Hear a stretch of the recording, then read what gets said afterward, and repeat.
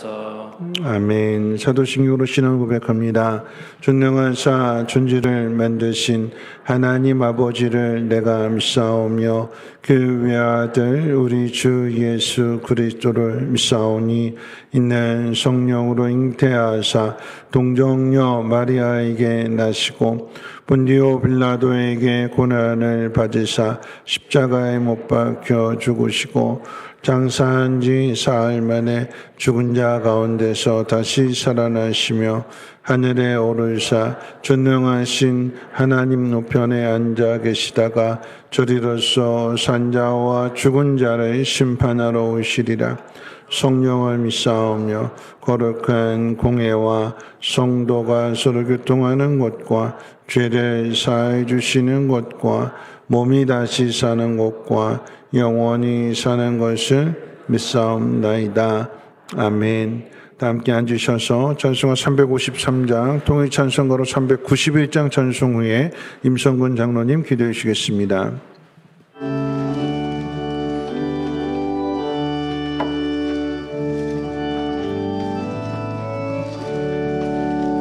십자가 분명되어서 예수를 따를 때 무서워하는 마음으로 주 모른 채 할까. 나의 주 그리스도 나를 성령했으니 나 십자가를 벗은 후 저 멸류관스를 흑성 높이를 흘리며 큰 싸움 하는데 나 멋진 편에 누워서 상받길 바랄까. 나의 주 그리스도 나를 성령했으니 나 십자가를 벗은 후 저 멸류관스를 이 죄악많은 세상에 수많은 원수들 날 유혹하고 했지만 내 주만 따르리.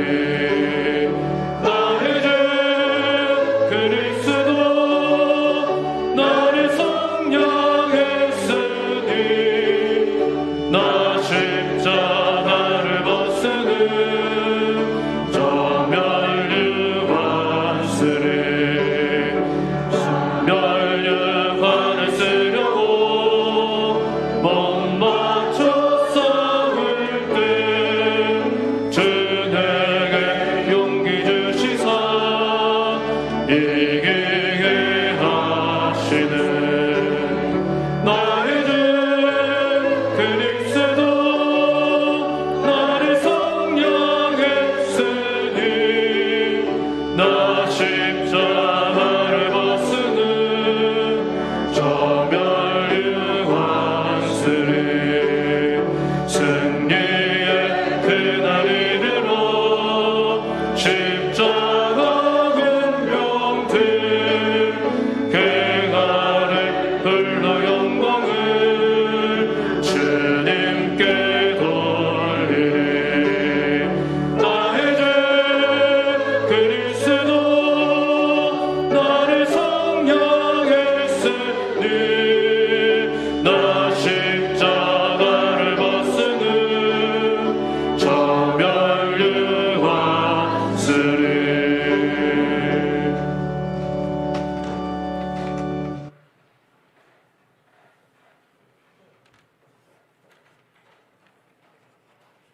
다 같이 기도하시겠습니다. 하나님 아버지 감사합니다. 한여름 더위와 비가 많이 오는 삶 속에도 건강 지켜주시고 우리의 삶을 지켜주시어 하나님 전으로 나와 찬양과 기도로 예배하심을 감사를 드립니다. 이번 폭우로 인하여 이재민들이 많이 발생하여 어려운 가운데 있사오니 한 분 한 분 찾아가 위로하여 주시기를 원합니다. 그래서 그분들이 힘을 얻고 용기를 내어서 다시 회복하여 일상생활로 돌아갈 수 있게 하여 주시옵소서. 우리가 한 주간도 삶을 살면서 하나님 말씀대로 살지 못했음을 고백하오니 주님 용서하여 주시옵소서. 주님 이곳에 피값으로 우리 성목교회를 세워주셨사오니 주님 감사를 드립니다. 저희들의 교회가 사회의 구원이 되시게 하시며 복음과 용기와 사랑을 전할 수 있도록 허락해 주시옵소서. 거룩하신 하나님 아버지, 초등부 여름 성경학교가 다음 주 중에 할 것인데 하나님께서 함께하여 주셔서 선생님들과 전사님들에게 지혜와 용기를 주셔서 아이들이 잘 양육하여 우리 교회를 이끌어 나갈 수 있는 아이들로 성장할 수 있는 지혜를 허락하여 주시옵소서. 사랑하시는 하나님 아버지, 오늘 단위에 서서 주님의 귀한 말씀을 증거하실 담임 목사님의 입술을 주장하여 하나님의 말씀을 전할 때 능력 있게 하여 주시며 우리의 마음이 움직이고 새 힘을 허락하여 주시옵소서. 하나님께 예배하는 모든 성도들을 간구하오니 이 시간 온 마음과 정성으로 예배하게 하시고 병으로 고통당하는 성도들에게 건강과 힘을 주시고 믿음이 부족한 이에게는 담대한 믿음을 주시옵소서. 이 시간 예배하지 못한 사랑하는 성도들을 기억하여 주시고 다음 시간에는 모두 나와서 같이 주님께 영광 돌리며 은혜 나누는 복된 시간을 허락하여 주시옵소서. 찬양으로 영광 돌리는 찬양대의 찬양을 흠양하여 주시고 오늘 또 예배를 위해 봉사하는 이들에게 하늘의 신령한 복을 주시길 원하오며 사랑이 많으신 예수님의 이름으로 기도드립니다. 아멘.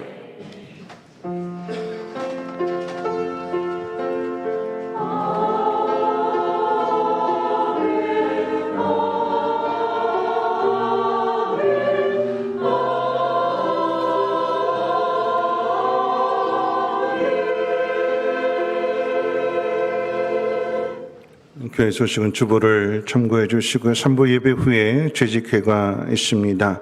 차량 운행은 재직회 후에 운행이 된다는 것 기억하시고 재직회 많이들 참석해 주시기를 부탁드리겠고요. 돌아오는 이제 목요일부터 토요일까지 이제 우리 주일학교 부서의 마지막 예담주초등부 성경학교가 있습니다. 이제 코로나 확진자가 더 늘어나고 있다라고 하는 그런 우려 속에서 성도님들의 많은 기도를 부탁드리겠고요.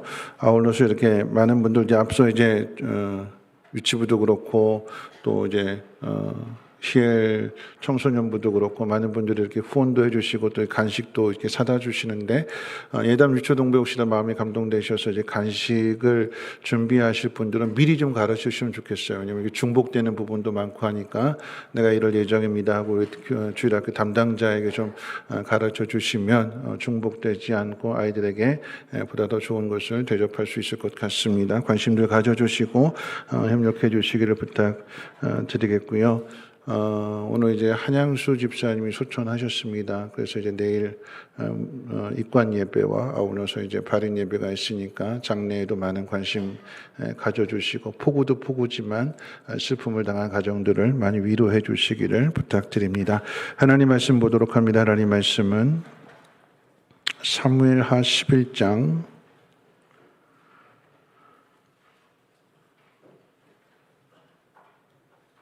6절 말씀부터 15절 말씀까지 보시겠습니다. 제가 가진 성경으로 구약 성경 478페이지고요.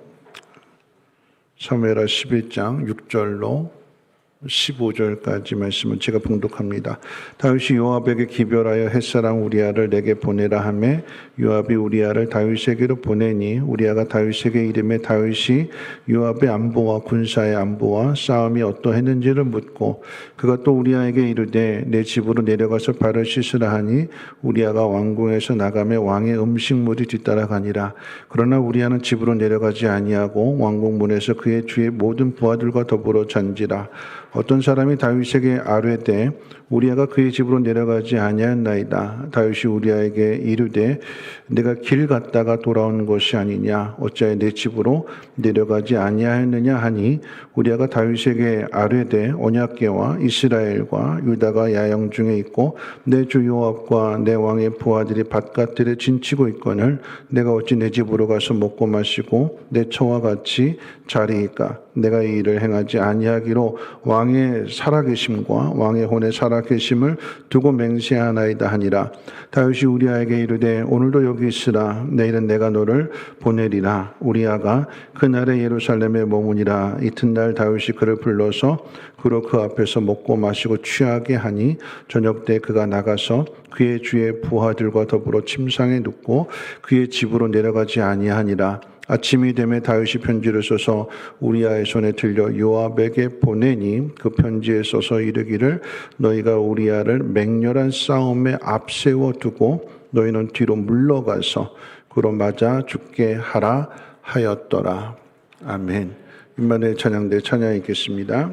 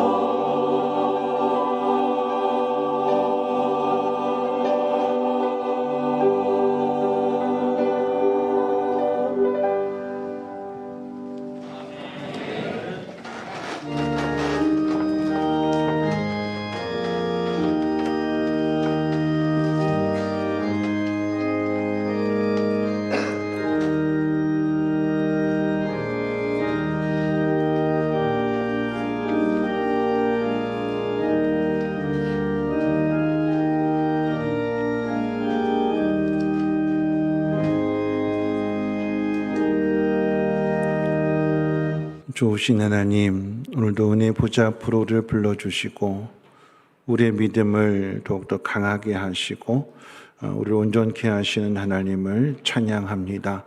귀한 마음으로 하나님 앞에 예물을 드릴 때에 하나님, 이 예물이 씌워지는 곳에 어려움을 당한 사람들이 위로를 얻으며 격려를 얻을 수 있는 아름다운 예물로 쓰임받게 도와주시고 그곳이 그리스도의 사랑과 향기가 온전하게 드러날 수 있도록 하나님 역사해 주시옵소서. 드린 손길도 하나님 복되게 하셔서 어렵고 힘든 가운데에서도 주님을 사랑하고 또한 이웃들을 사랑하고 섬기는 마음으로 순종하여 드리오니 하늘문을 열어주시고 신령한 복으로 넘치게 하시며 때를 따라 도와주시는 그 놀라운 은혜들을 누리며 경험케 하옵소서. 오늘 하나님 말씀을 듣습니다. 하나님의 음성으로 들려지게 하시고 우리의 연약한 믿음을 다시금 새롭게 하는, 일으켜 세우는 능력의 말씀이 되게 하옵소서. 우리 구주 예수님의 이름으로 기도합나이다. 아멘. 보고 가운데서 어떻게 지내셨는지요? 우리 옆에 분하고 함께 무난하고 인사 나누실 때 이렇게 인사하겠습니다. 어렵지만 힘을 내서 서로 돕고 잘 이겨냅시다. 이렇게 인사하겠습니다. 네, 어렵지만 힘을 내서 서로 도우며 잘 이겨냅시다. 네, 한 번 더 인사하겠습니다. 당신이 행복해야 가정도 교회도 행복합니다. 하고 인사하겠습니다. 네, 당신이 행복해야 가정도 교회도 행복합니다. 오늘은 8.15 광복절을 하루 앞에 둔 주일입니다. 일본에 빼앗겼던 나라의 주권을 다시 찾은 것을 기념하는 경축일이지만 이 경축일 안에는 기쁨과 슬픔이 함께 공존합니다. 나라의 주권을 다시 찾은 것은 기쁨이지만 나라를 잃어야 했던 슬픔, 그리고 일본의 압제에 의해서 희생된 수많은 희생자들을 생각해 보면 슬픔입니다. 1945년으로부터 77년이 지난 2022년에 우리는 그때 아픔을 겪지 않았기 때문에 이 8.15 광복절을 그저 공휴일, 하루 쉬는 날 정도로 생각하고 기뻐하지만 그때 아픔을 겪은 분들, 특별히 그때 희생된 가족에 있는 분들은 기쁜 마음보다는 아픈 마음이 더 클 것입니다. 우리가 마음껏 누리는 이 자유는 누군가의 희생 위에 얻은 자유라고 하는 사실을 절대 잊지 말아야 할 것입니다. 우리가 사는 이 안산 가까이에 화성에 제암교회와 제암리 3.1운동 순국 기념관이 있습니다. 당시 바란 지역에서 일어났던 만세 운동의 근거지가 제암교회였다는 사실을 안 일본이 헌병대원 30명에게 총을 들려 보냈고 이 헌병대원들이 15살 이상의 남자들을 제암교회 안에 가둬놓고 사격을 가하고 불을 질렀습니다. 이때 23명이 목숨을 잃게 되지요. 여기까지는 우리가 다 아는 내용입니다.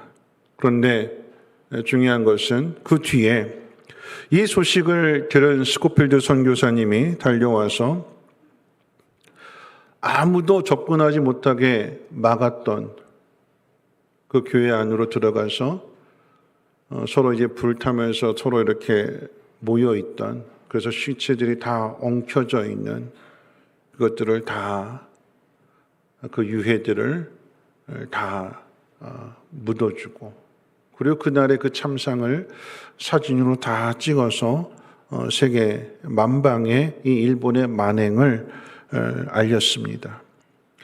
우리가 그저 저절로 이제 광복이 이루어진 것이 아니라 이런 일본의 만행을 들은 많은 나라들이 미국과 함께 연합군을 이루게 되는 것이고, 그래서 마침내 일본의 항복을 받아냈기 때문에 우리의 독립이 이루어지게 되고 광복이 이루어지게 된 것입니다. 저절로 된 것이 아니다라고 하는 거죠.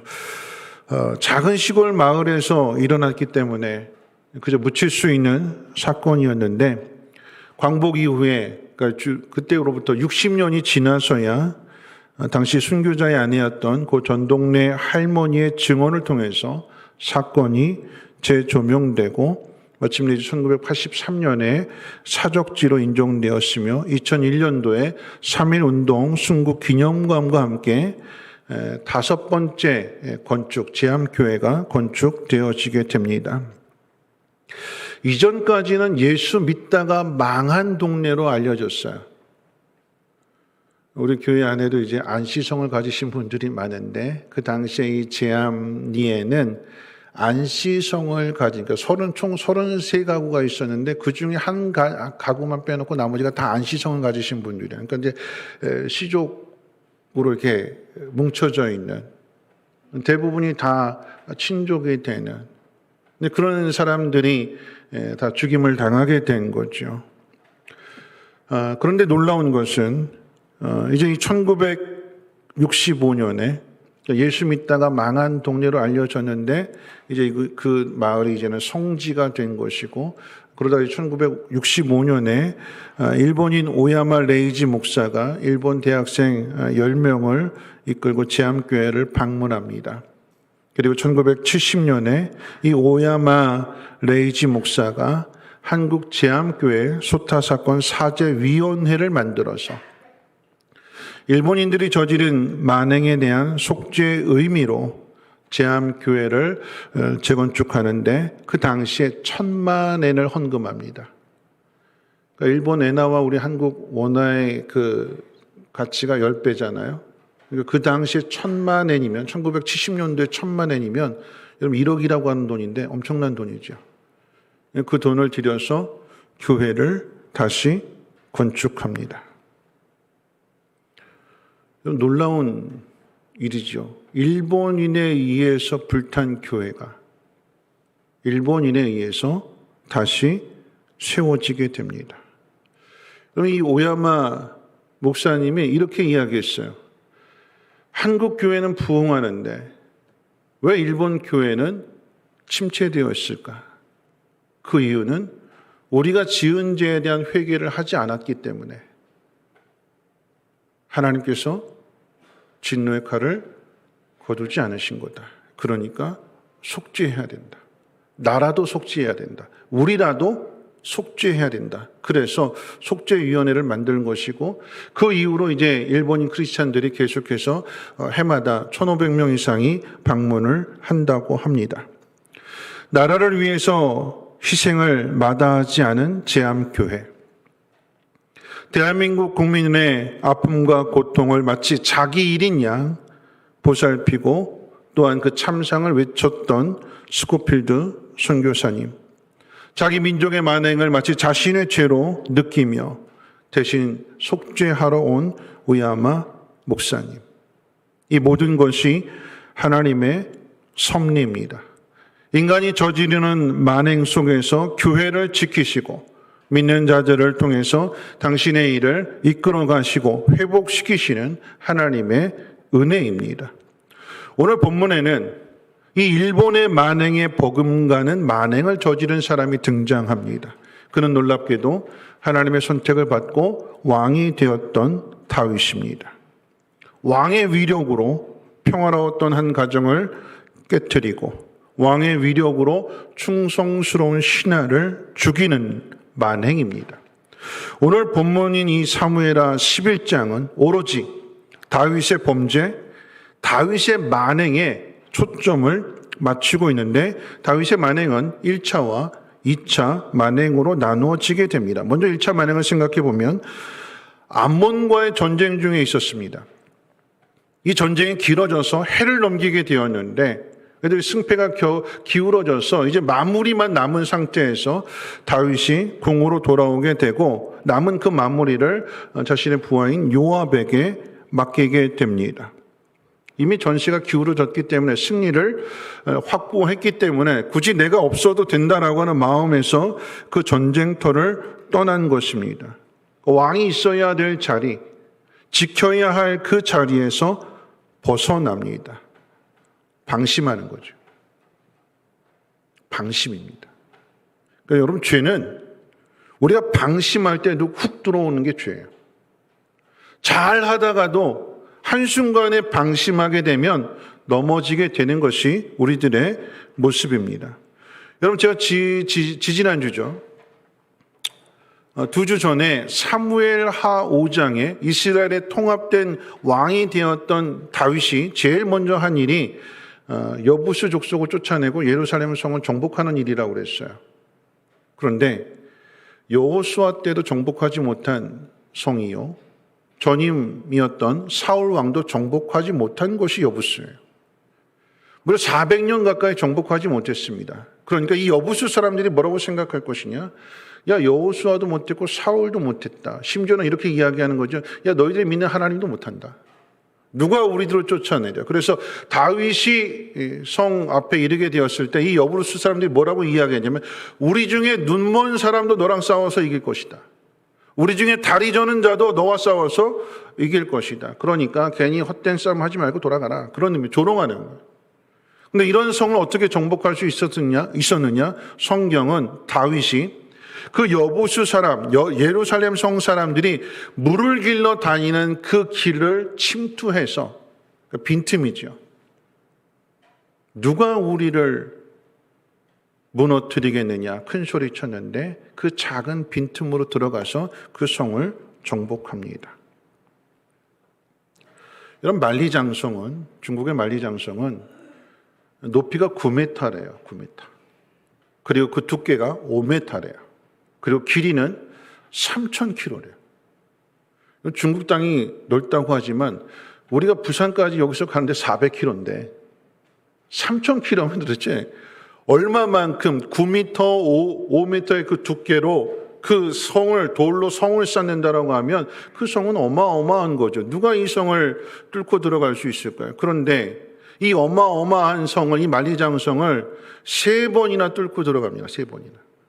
어떻게 뚫고 들어가느냐? 9m 그 높은 성을 기어 올라가서 성 안으로 들어간 것도 아니고 5m나 되는 그 넓은 두께의 그 성을 무너뜨리기 위해서 큰 돌로 투석기로 해서 무너뜨린 것도 아니고 3,000km를 돌아서 멀리 돌아가서 우회해서 그래서 들어간 것도 아니고. 그럼 어떻게 무너뜨렸느냐? 아주 간단해요. 만리장성 그 문을 지키는 문지기에 뇌물 주는 거예요. 그랬더니 뇌물을 받은 이 문지기가 어서 옵시하고 문 열어주는 거예요. 성을 기어 올라가지 않아도 되고 돌을 갖다 무너뜨리지 않아도 멀리 돌아가지도 않고 뇌물 줬더니 그 뇌물을 받은 사람이 문을 열어주더래요. 여러분 무슨 이야기일까요? 그렇게 땀 흘리고 애를 써서 만리장성을 쌓아놓는다 할지라도 정직과 성실함으로 그 성을 지키지 않는다면 그 모든 것은 다 무효가 되는 것이고 모든 것이 다 무너진다는 교훈입니다. 사울 앞에서 믿음을 지키고 하나님 앞에 합당한 삶을 살았던 다윗도 자기 자신을 꾸준히 살피지 않으면, 부지런히 살피지 않으면 한순간에 무너집니다. 오늘 우리가 읽은 본문 앞에 시간이 없어서 다 읽지 않고 줄여서 읽었는데 앞에 있는 2절 말씀 가운데 보면 궁중에 남아있던 다윗이 저녁이 돼서야 침상에서 일어났다고 고발합니다. 전쟁터에 있었다면 저녁이 돼서 침상에서 일어날 수 있을까요? 집이니까 쉬려고 늦게 일어났다고 말할 수 있지만 다윗이 저녁이 되어서 침상에서 일어났다라고 하는 것은 그의 삶의 패턴이 무너졌다라고 하는 이야기예요. 전쟁터에 일어났으면 일찍 일어났고 목욕하는 여인을 훔쳐보는 것이 아니라 적의 동태를 살피고 적들과 싸워서 그 전쟁을 빨리 끝내고 돌아오는 그 일을 했을 터인데 마음의 여유가 생기고 마음의 게으름이 들어오게 되니까 방심하게 되니까 있어야 할 자리를 떠나서 결국은 삶의 패턴이 무너지게 되는 것이고 늦지막하게 일어나서 한 일은 남의 아내가 목욕하는 것을 훔쳐보다가 그 여인을 데려다가 동침하는 그런 일들을 저지르잖아요. 이 일로 남의 아내를 빼앗게 되고 한 가정을 무너뜨린 것입니다. 여러분 2절부터 4절까지의 내용을 보시면 여기에 다윗의 행동만을 기록하고 있을 뿐입니다. 여기 다윗과 여인과의 대화도 없고 애정도 없고 사랑에 대한 아무런 암시도 없습니다. 단지 한 남자의 정욕과 그 정욕에 대한 결과만 있을 뿐인데 그 결과는 그 여인의 임신입니다. 여러분 주목해야 되는 것은 성경은 이 여인이 분명한 밧세바라고 하는 이름을 가지고 있는데 이 사무엘하 11장 온 내용 전체에 그 여인이 누구냐? 예, 밧세바라고 합니다. 그 부분 외에는 이 여인을 표현할 때 그 여자, 그 여인, 우리아의 아내로 표현하고 있습니다. 무슨 의미일까요? 다윗의 소유가 아니다라고 하는 이야기입니다. 다윗과 상관없는 그 여인은 우리아의 아내라고 하는 이야기예요. 그걸 성경이 지금 가르쳐주고 있는 거예요. 다윗이 범죄한 것을 나단 선지자가 책망하고 또 하나님이 책망하실 때 뭐라고 말씀하시냐? 너에게 필요한 것이 있으면 나한테 말했으면 내가 줬을 터인데 왜 너는 99마리 양을 가지고 있으면서도 남이 가지고 있는 한 마리의 것을 빼앗았느냐? 하나님 책망이야. 네 거 아닌데 왜 남의 것을, 하나뿐인 남의 것을 네가 빼앗았느냐? 다윗의 소유가 아니었기 때문에 성경은 계속해서 그 여인, 그 여자, 우리아의 아내 이렇게 말하고 있는 거예요. 여러분 이 다윗이 한 행동을 보면 그 죄를 보면 사울의 죄처럼 오랜 세월을 두고 이어지는 죄가 아니라 한순간에 찾아온 유혹 앞에 넘어진 죄라는 사실입니다. 죄는 단 한순간의 일, 단 한 번만의 일로도 모두의 인생을 무너뜨립니다. 왜냐하면 이 죄는 한 번으로 끝나지 않고 계속해서 이어지거든요. 1차 범죄, 2차 범죄 계속해서 이어지게 되는데 여러분 다윗의 1차 만행보다도 더 끔찍한 게 2차 만행입니다. 그럼 이 2차 만행을 한번 살펴보면 우리아가 전쟁에 나가 있는 동안에 그의 아내가 임신을 했대요. 배가 점점 불러옵니다. 누가 제일 난리들을 칠까요?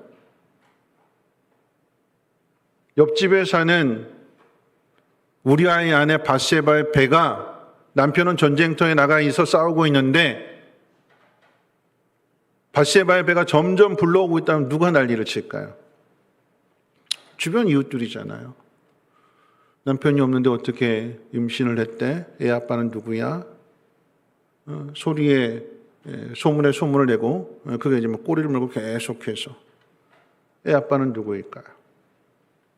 만약에 우리아가 돌아왔다라고 하면 자신은 전쟁터에 나가서 싸우는 동안 동침하지 않았는데 자기 아내가 임신했다면 애 아빠가 누구인지를 묻겠죠. 그러면 다윗의 죄가 드러나게 됩니다. 그래서 다윗은 자신의 죄를 우리아에게 덮어 씌우기 위해서 우리아를 불러드립니다. 우리아로 하여금 밧세바와 동침하게 만들려고 하는 계획이지요. 여러분 1차 범죄가 감정적이고 우발적이었다면 2차 범죄, 2차 만행은 다윗의 이성을 이용한 의도적이고 계획적인 범죄입니다. 근데 이 의도가 좀 잘 따라주면 좋은데 우리아가 미련하게도 충성스럽게 나는 아내 집에 가지 않겠습니다. 아내와 동침하지 않겠습니다. 다윗의 의대대로 가지 않으니까 다윗이 두 번째 계획을 세우는 것은 그럼 우리아를 죽여야겠다. 죽여서 없애야겠다. 그래서 자신의 죄를 묻어야겠다. 완전 범죄를 꿈꾸고 교묘하게 죽인 다음에 그럴싸하게 포장하면 됩니다. 여러분 저는 지금 다윗의 만행을 이야기하고 있지만 다윗만의 이야기가 아니에요. 우리 모두의 이야기입니다. 이런 꼬리에 꼬리를 무는 그날 이야기 TV 프로가 있잖아요. 과거사를 재조명하게 되는. 전에도 한번 말씀을 드렸는데 이런 다윗이 행한 일들이 그대로 인간 사회에서 계속해서 반복되는 일, 어떤 일들일까요? 여러분 수지김 사건 전에 말씀드렸죠. 정치적인 이 혼란을 수습하기 위해서 백성들의 마음을 한 곳으로 몰아가기 위해서 자신의 치부를 감추기 위해서 한 여인을 간첩으로 만들고 그 여인을 죽였던 그 남편 살인자인데 방공 영웅으로 만들어서 죄를 은폐하고 범죄를 은닉하는, 그래서 한 가정을, 한 여인을 희생시키는. 그럼 다윗이 그 짓을 저지르고 있어요. 어떻게 해요? 맨 앞에 나가서 싸우게 하고 나머지는 다 그냥 다 도망가라, 물러나라, 혼자 싸우게 해라, 그래 죽게 만들어라. 그러면 우리아를 전쟁 영웅으로 만들어 놓는 거예요. 홀로 싸우다가 끝까지 싸우다가 장사했다, 전쟁 영웅이다, 지켜 세워주고 밧세바는 유공자로 만들어줘서 보상해주면 됩니다. 그럼 깨끗하게 잊혀져요. 우리아는 영웅이 되고 밧세바는 유공자가 돼서 그에 따른 보상을 받고 그 속에 다윗의 죄는 감춰집니다. 소름 끼치는 죄. 어떻게 이렇게 사람이 잔인할 수 있을까? 소름 끼치는 거예요. 여러분, 사람의 죄가 무서운 게 뭐냐면 그런 거잖아요. 돈 있는 사람이 교통사고 냈어요. 그런데 자기가 죄를 저질러 놓고, 뭐 어떤 죄가 됐든지 자기가 죄를 저질러 놓고 힘없는 사람, 가난한 사람에게 돈으로 유혹합니다. 내가 이만큼 보상해 줄 테니까 네가 내 대신 감옥에 가라. 정말 자기 삶이 어렵고 자식들 학교 보내야 되고 가정을 책임져야 되고 뭐 어머니 수술비 뭐 이렇게 사정이 급한 사람들을 이용해서 자신의 죄를 감추는, 그것이 인간이 저지르는 죄입니다. 다윗이 지금 그 일을 행하고 있는데, 여러분, 다윗의 이 자기 죄를 묻기 위해서 이렇게 계획하고 그 일을 이끌어가는 그 모습을 보면 정말 소름 끼치는 거예요. 여러분, 지금 우리는 사울의 생명을 소중하게 여겼던 다윗, 사울의 손자이자 요나단의 아들 무비보셋을, 그 전련발이 무비보셋을 자기 궁으로 데려다가 그 식탁에서 함께 먹을 수 있는 그 친절을 베푸는 다윗, 하나님 마음에 합한 다윗의 범죄 이야기를 지금 듣고 있습니다. 우리는 이 과정에서 아무 죄 없는 우리아가 희생을 당했는데 왜 하나님은 우리아를 지켜주시지 않으셨을까요? 사무엘상 25장에 나발을 죽이려고 했을 때 하나님은 아비가일을 통해서 다윗의 범죄를 막으셨는데 그때는 막아주시고 왜 이때는 안 막아주시고 그냥 지켜보고만 계실까요? 하나님은 왜 일본이 제암교회 성도들을 무자비하게 죽이고 교회를 불태우는 그 일을 가만히 보고만 계셨을까요? 악인이 만행을 저지르는데 하나님은 왜 안 계신 것처럼 침묵하셨을까요? 성경은 하나님이 왜 막지 않으셨는지를 가르쳐주지 않고 대신 하나님 마음에 합한 다윗이 어떻게 거침없이 한 가정을 파괴하고 충성스러운 신하를 죽게 하는 그런 만행을 저지르는지를 자세히 보여줄 뿐입니다. 그럼 다윗의 죄를 오늘날로 규정해 본다면 이런 죄겠지요. 위력에 의한 성폭행, 범죄, 은닉, 시도, 살인, 교사, 희생자를 전쟁 영웅으로 만들어 사건, 은폐. 그럼 성경이 무엇을 이야기하려는 걸까요? 하나님 마음에 합한 다윗도 별 수 없이 우리와 똑같은 죄인이라고 하는 사실입니다. 그리고 하나님은 그 모든 것을 가만히 계신 것이 아니라 지켜보고 계셨어요. 그리고 11장 맨 마지막에 이렇게 기록하고 있습니다. 우리 27절 말씀 같이 한번 읽어볼까요? 11장 27절입니다. 시작. 마침에 다윗이 사람을 보내 그를 왕궁으로 데려오니 그가 그의 아내가 되어 그에게 아들을 낳으니라. 다윗이 행한 그 일이 여호와 보시기에 악하였더라. 하나님 보셨다. 그리고 하나님 말씀하신다. 다윗은 악했다. 다윗은 열심히 숨기려고 했는데 잔인하고 소름 끼치는 방식으로 자신의 죄를 덮으려고 했는데 하나님은 그걸 다 보셨고 다윗이 행한 일에 대하여 악하다고 말씀하십니다. 그럼 다윗의 만행, 1차 만행, 2차 만행을 생각해 봤는데 이와는 대조적으로 우리아의 충성, 다윗과는 다른 우리의 충성에 대해서 한번 생각해 봅니다. 다윗이 저지른 만행에 아무 죄 없는 우리아가 희생을 당합니다. 우리의 관점으로 보면 의미 없는 죽음이고 가장 불쌍한 죽음이라고 생각할 수 있습니다. 여러분, 이 우리아를 평가해 본다면 이 우리아는 다윗과의 관계에서는 충성스러운 신하였고 백성들에게는 믿음직스러운 군인이었으며 군인들에게는 의리 있는 전우애를 가진 그런 사람이었고 하나님 앞에서는 하나님 법궤가 있는데 내가 어떻게 쉴 수 있겠습니까? 믿음을 지키는 신실한 믿음의 사람이었습니다. 그런 우리아의 죽음은 충격이 될 수밖에 없지만 우리는 그 속에서 그렇게 하시는 하나님의 섭리도 보아야 합니다. 왜냐하면 우리아가 한 말 딱 한 번 말하게 되는데 그 한 번의 말과 우리아가 보여준 그 행동이 다윗의 행동을 대신하고 있기 때문에 그러합니다. 여러분, 다윗의 행동과 우리아의 행동을 비교해 보면 쉽게 더 이해할 수 있는데 다윗은 왕궁에 있는데 우리아는 전쟁터에 있습니다. 다윗은 남의 아내를 범하지만 우리아는 전쟁 중에 있기에 자신의 아내와 동침하지 않습니다. 다윗은 감정적으로 충동적으로 정욕에 빠졌지만 우리아는 술 취한 중에도 자신의 신념을 지킵니다.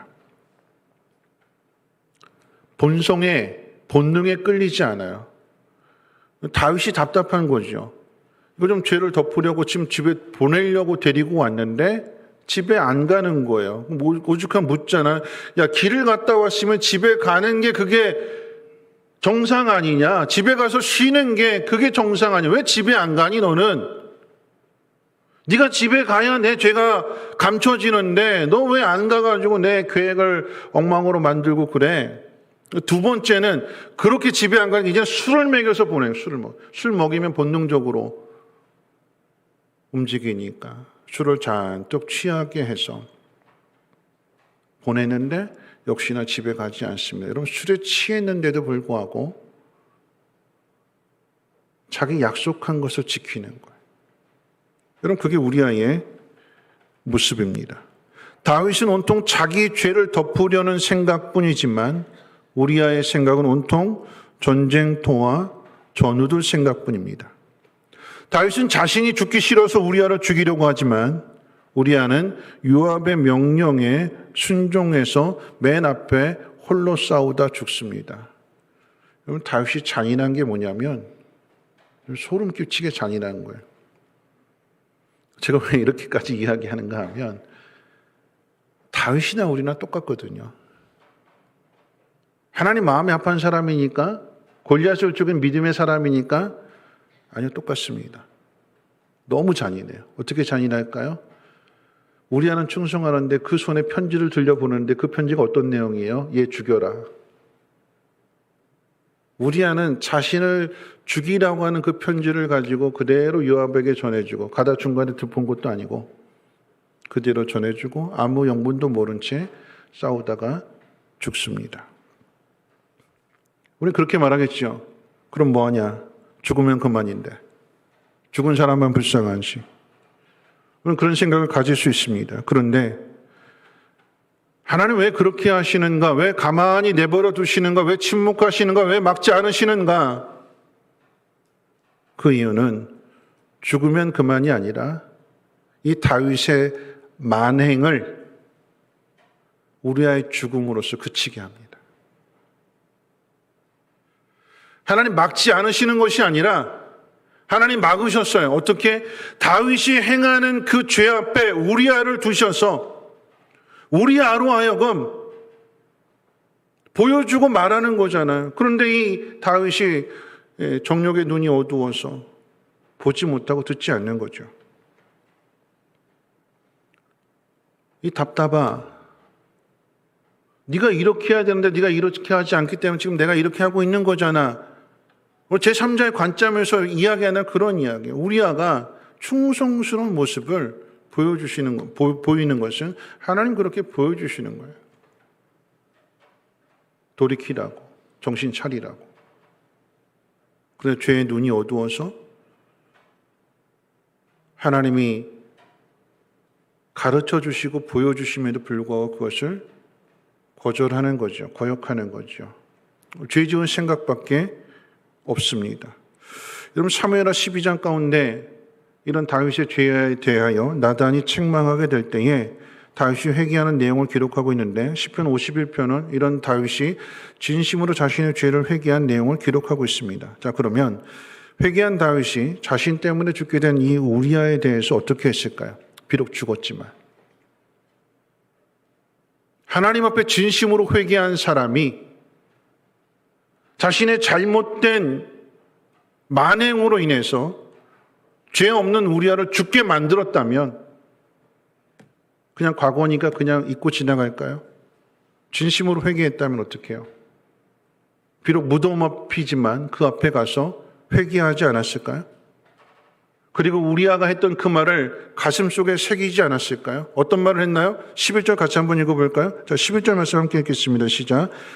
우리아가 다윗에게 아뢰되 언약궤와 이스라엘과 유다가 야영 중에 있고 내 주 요압과 내 왕의 부하들이 밭과 들에 진치고 있거늘 내가 어찌 내 집으로 가서 먹고 마시고 내 처와 같이 자리이까?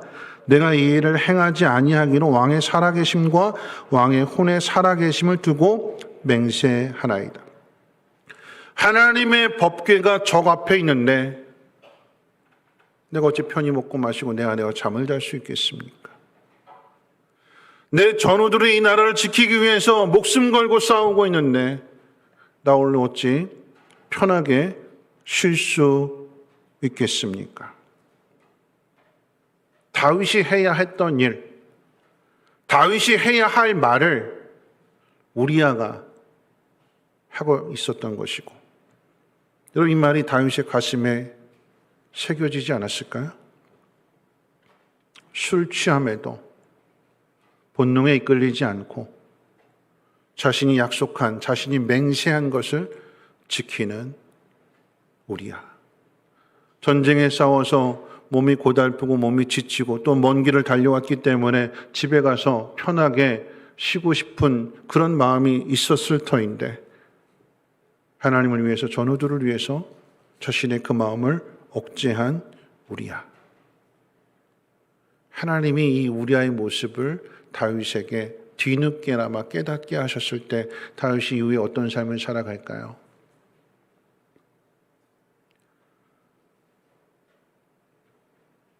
하나님의 섭리라고 하는 것, 앞서 제가 말씀드렸던 것처럼 일본인이 제암교회를 불태웠는데 비록 그들은 아닐지라도 그 다음 세대가 자신들의 선조들이 한 죄를 깨닫고 찾아와서 사죄하고 그 일본의 손에 의해서 교회가 세워지게 되는 하나님의 섭리잖아요.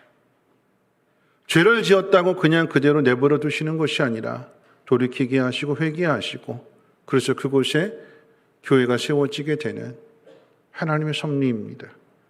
왜 이 사무엘하 11장이 다윗의 죄를 이렇게 적나라하게 기록하고 있는가 하면 다윗도 우리와 똑같은 죄인이지만 다윗이 거룩하고 다윗이 흠이 없고 다윗은 태생부터 뭔가 우리와는 다른 사람이 아니라 여러분 다윗의 모습이 제 모습이 될 수도 있고 다윗의 이 모습이 여러분의 모습일 수도 있고 여러분의 옆에 있는 사람이 나한테 그렇게 해를 가할 수도 있어요. 여러분 중요한 것은 그렇게 그것으로 끝나는 것이 아니라 하나님께서 우리가 실수하고 우리가 죄를 짓고 우리가 범죄할지라도 그런 우리를 죄를 지은 더럽혀진 만행을 저지른 이 다윗에게 하나님은 더 큰 은혜를 부어주셔서 그가 저지른 그 만행에 대해서 그 이후의 삶이 그 모든 것들을 이전의 일들을 상쇄하는 우리아의 그 한 말을 가슴에 새기고 우리아를 대신하여 백성들을 지키고 백성들을 돌보고 나라를 세워가는 그 일에 더욱 헌신하게 되는 거죠. 여러분 놀라운 것은 이 우리아가 이스라엘 사람이 아니라 해족 속이라는 데 있습니다. 이방인이에요, 이방. 히타이트 족속, 가나안 족속 중에 한 부족. 그런데 이런 우리아가 이렇게 변함없는 충성을 보일 수 있었던 이유가 어디 있을까? 이방인임에도. 제가 지난주에 지지난주에 말씀했던 이 오베데돔과 다윗의 관계,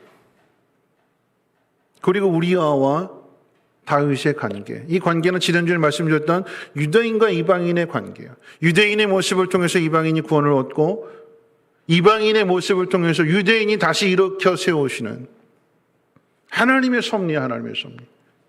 협력해서 선을 이뤄가게 하시는 하나님의 섭리이고, 우리가 죄를 짓고 무너진 상태에 그대로 내버려 두시는 것이 아니라 다시 일으켜 세워서 이전보다 더 귀한 일을 감당할 수 있도록 하나님 우리를 그렇게 만들어 가시고 이끌어 가시는 것입니다. 오늘 말씀을 마치면서 여러분, 사무엘하 11장의 결론이 무엇일까요? 인간은 누구나 다 다윗처럼 죄를 짓습니다. 다윗은 사울보다 더 큰 죄를 지었다고 해도 과언이 아닐 것입니다.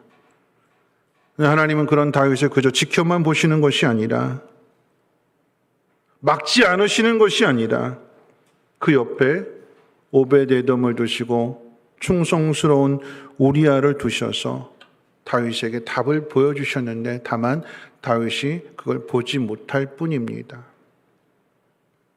하나님은 항상 우리 옆에 답을 주셨고 답을 보여주셨는데 우리의 눈이 어두워서 그걸 보지 못하는 것뿐이에요. 그런데 놀라운 것은 그렇게 우리아를 죽였던 다윗이 회개하게 되는 것이고, 회개한 다윗이 자신이 행한 일을 마치 바울처럼 가슴에 새겨놓고 이전과는 다른 삶을 살아가게 되는 거죠. 여러분, 저는 우리아와 이 다윗의 관계 속에서 인간의 죄 앞에 변하지 않는 사랑으로 끝까지 순종하는 모습으로 십자가를 지신 예수님이 떠오르게 되었습니다. 우리의 죄를 용서하기 위해 이 땅에 예수님이 오셨다는 사실을 깨닫지 못하고 제자들은 부인하고 도망쳤고, 사람들은 예수님을 십자가에 못 박았습니다. 그런 사람들을 용서해 주시는 분이 예수님이셨고, 예수님의 사랑, 예수님의 은혜, 그 예수님의 용서를 깨닫게 된 제자들이 회개한 후에 사람들에게 천국의 문을 열어주는 증인이 됩니다.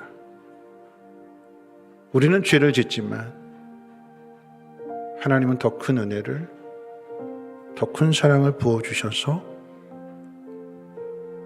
우리를 거룩한 사람으로 만드시고 그 놀라운 하나님의 사랑을 전하는 하나님의 사람이 되게 하시는 하나님의 섭리입니다. 이 일은 높은 자리에 있는, 많은 것을 가지고 있는 화려한 사람이 하는 것이 아니라 오베데돔이나 우리아처럼 지극히 작은 자들, 멸시당하고 힘없이 죽임을 당할지라도 하나님 그들을 통해서 큰 일을 이루어 가시는 하나님의 섭리입니다. 찬송가 28장, 우리가 잘 부르는 복의 근원 강림하사, 이 찬송가의 3절 가사는 이렇습니다. 주의 귀한 은혜 받고 일생 빚진 자 되네. 주의 은혜 사슬되사 나를 주께 매소서.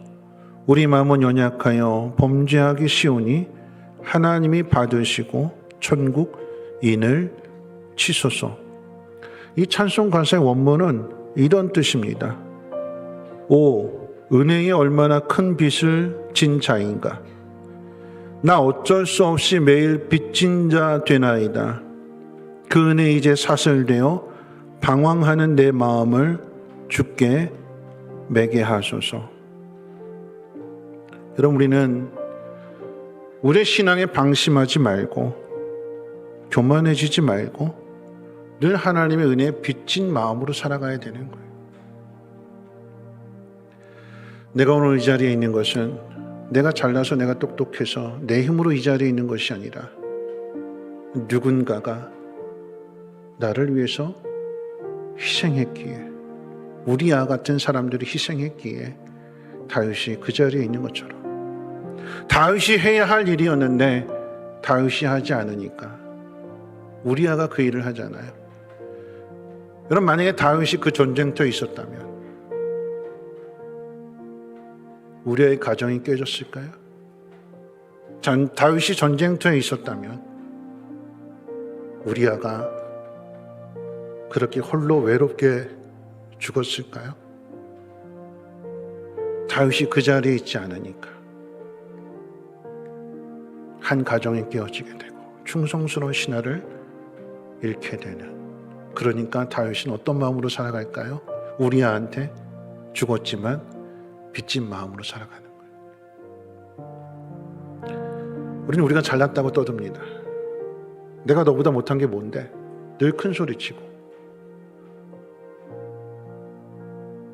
우리는 하나님 앞에 빚진 자입니다. 내가 어떤 죄를 지을지라도 하나님 나를 붙들고 계시기 때문에, 내가 속을 썩이면, 내가 게을러지고 내가 나태하면 하나님은 더 큰 사랑으로, 아들을 주시는 사랑으로 우리를 포기하지 아니하시고 다듬어 가시고 만들어 가시는 하나님이십니다. 그 은혜를, 그 사랑을 받은 사람이라면 어떻게 살아가야 될까요? 이런 빚진 마음으로, 빚을 갚으려는 마음으로 살아가야 되지 않을까요? 부지런히 더 열심히 서로를 돌아보면서 도와줄 수 있는, 하나님께 받은 그 은혜를 갚으며 살아갈 수 있는 우리 모두가 되시기를 주님의 이름으로 축원을 드립니다. 우리 함께 일어나셔서 우리 은혜라고 하는 찬송 부르신 후에 함께 기도하고 축도로 마치도록 하겠습니다.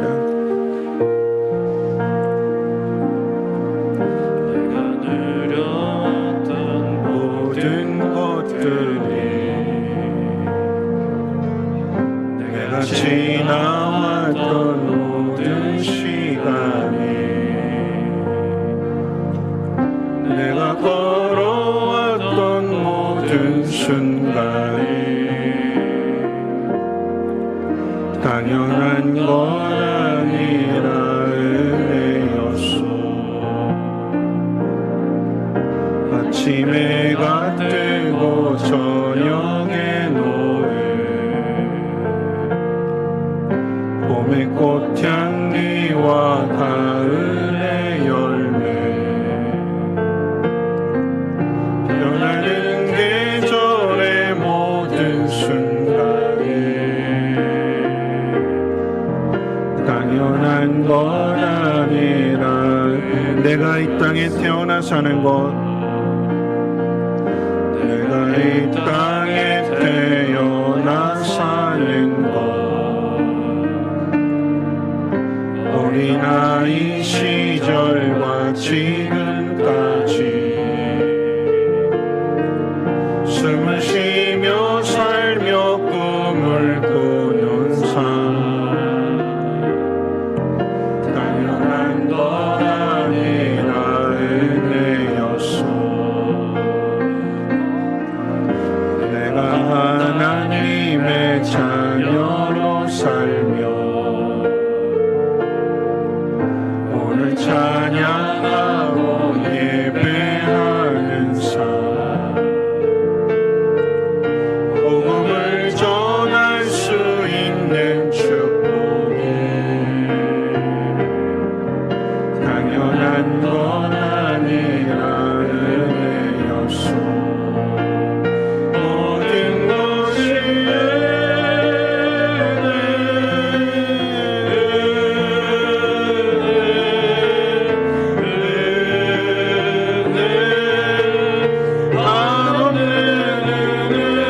내 삶에 당연한 것 하나도 없었던 것이, 모든 것이 은혜,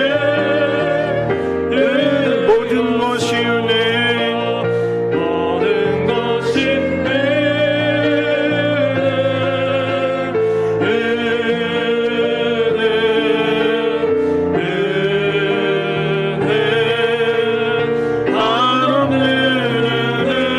내 삶에 당연한 것 하나도 없었던 것을, 모든 것이 은혜였어. 오늘 말씀 생각하면서 함께 기도하실 텐데요, 당연하게 살아가는데 하나님의 은혜가 아니고서는 우리가 살아갈 수 없습니다. 다 죄를 지어요. 잔인하게, 소름 끼치게. 사람은 다 똑같습니다. 누구나 예외 없이. 근데 하나님은 그런 우리를 더 사랑하십니다. 아들을 주시기까지 포기하지 아니하시고 다시 새롭게 하시고 보다 더 큰 은혜를 우리에게 주십니다. 그 은혜를 저버리고 죄를 범하게 될 때 우리가 지켜야 될 자리, 우리가 해야 할 일들, 우리를 대신해서 다른 누군가가 하는 거죠. 만약에 다윗이 정신을 차렸다면, 만약에 다윗이 더 열심을 끝까지 내었다면 우리아는 죽지 않았을 것입니다. 한 가정은 그렇게 사라지지 않았을 것입니다. 우리는 은혜 빚진 자로 살아가야 되는 거예요. 내가 내 자를 지키지 않으면 이 피해가 다른 누군가에게 가는구나. 내 자녀에게, 내 가족에게, 이웃들에게 피해를 주지 않도록 늘 빚진 마음으로 은혜를 전할 수 있는 우리 모두가 되게 해달라고, 특별히 어려움을 당하는 이때에 서로를 돌아보면서 하나님의 마음을, 하나님의 사랑을 잘 전할 수 있는 우리 모두가 되게 해달라고 함께 통성으로 하나님 앞에 기도합니다. 거룩하신 하나님 감사합니다. 하나님 마음에 합당한 다윗이 저지른 만행을 봅니다. 그런데 하나님은 다윗의 죄를 다윗의 죄로 끝내지 아니하시고 은혜를 주셔서 깨닫게 하시고 회개하게 하시고 이전과는 다른 삶을 살아가게 하시고 우리아가 나라를 지키기 위해 목숨을 바쳤던 것처럼 이스라엘의 영광을 위하여 자신의 모든 것을 바치는 삶을 살아가게 하십니다. 일본이 그 만행 가운데 제암교회를 불태웠지만 하나님은 일본인들을 통하여 사죄하게 하시고 일본인들을 통해서 그곳에 다시금 교회를 세우시는 은혜의 하나님이시며 섭리의 하나님이십니다. 하나님의 섭리를 깨닫게 하셔서 늘 은혜 아래 빚진 자의 마음으로 살아갈 수 있도록 하나님 우리를 더욱더 겸손하게 해주시고 주변을 돌아보면서 나로 인해 내가 지켜야 될 그 자를 지키지 못함으로 인하여 피해가 가지는 않는가 돌아보게 하시고 그 자를 잘 지켜나갈 수 있는 우리 모두가 되게 하옵소서. 다윗이 우리아가 했던 말을 마음에 새기고 사도 바울이 자신이 행했던 그 일들을 가슴에 새기고 이전과는 다른 삶을 살았던 것처럼 하나님의 은혜를 경험한 우리들의 삶이 새롭게 변화되어 줄 수 있도록 은혜 베풀어 주시고 우리의 삶을 통해서 다른 누구에게 위로가 되고 소망이 되게 하시고 참된 진리를 가르칠 수 있는 믿음의 삶을 살아가게 도와주시옵소서.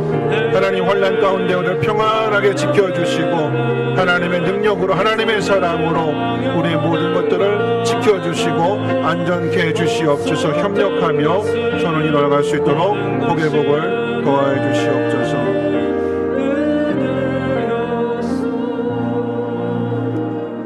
하나님의 선하심을, 하나님의 위대하심을 찬양할 수 있는 우리 모두가 되게 하옵시고 우리가 어떤 죄를 지을지라도 하나님 그 죄보다 더 큰 은혜를 주셔서 우리를 다시금 새롭게 하시고 하나님의 귀한 일들을 이루어가게 하시는 그 하나님을 찬양하며 경배하오니 하나님 우리를 통하여 세상의 많은 사람들이 주의 영광을 보게 하시고 늘 은혜의 빚진 자로 살아갈 수 있도록 은혜 갚으며 살아갈 수 있도록 하나님 역사해 주시옵소서. 이제는 우리 주 예수 그리스도의 무한하신 은혜와 하나님의 그 크신 사랑하심과 성령님의 감화 감동 충만 보호 역사하심이 코로나로 폭우와 폭염으로 고통을 당하는 수많은 심령들 가정 위에 이 나라의 민족 위에 전 세계 위에 이제로부터 영원토록 항상 함께 있을지어다. 아멘.